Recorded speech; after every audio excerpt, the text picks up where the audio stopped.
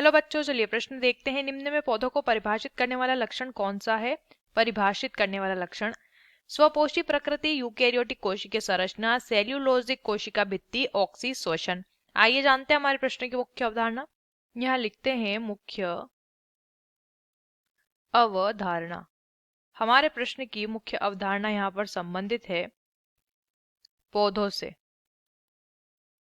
पौधों के विषय में बताना है। देखिए, जो जगत पादप होता है, जगत पादप, उसमें आने वाले जीव यानी कि उसमें आने वाले पौधे या पादप जो होते हैं, ये क्या है?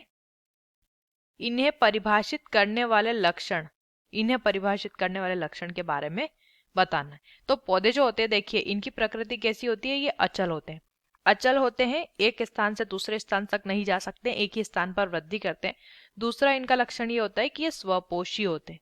स्वपोषी, इनमें क्लोरोफिल पाया जाता है, तो सूर्य के प्रकाश की उपस्थिति में अपना भोजन स्वयं बना लेते हैं। इनका अगला लक्षण ये होता है कि इनकी कोशिका भित्ति में सेल्यूलोज पाया जाता है। सेल्यूलोज कहाँ पर उपस्थित होता है? इनकी जो कोशिकाएं रहती हैं उनकी कोशिका भित्ति में, और ये आपको केवल पादप में ही देखने को मिलेगा, ये वाला लक्षण। उसके बाद इनमें ऑक्सी श्वसन होता है। इनमें क्या होता है?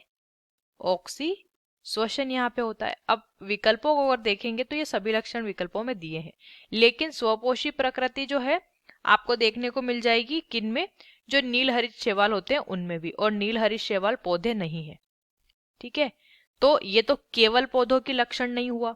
यूकेरियोटिक कोशिकीय संरचना जंतुओं में भी देखी जाती है पौधों के अलावा, तो ये भी सही नहीं होगा। सेल्यूलोजिक कोशिका भित्ति केवल और केवल पौधों में देखने को मिलेगी, और ऑक्सीडेशन जो होता है ये भी पौधों के अलावा जंतुओं में भी देखने को मिल जाता है। तो इसलिए जो केवल पौधों को परिभाषित करने वाला लक्षण है वो है विकल्प सी, क्योंकि बाकी के लक्षण अन्य जीवों में भी देखे जाते हैं पादप के अलावा। तो प्रश्न का उत्तर विकल्प सी हो जाएगा। आशा करते हैं आपको इस प्रश्न का उत्तर समझ आया होगा। धन्यवाद।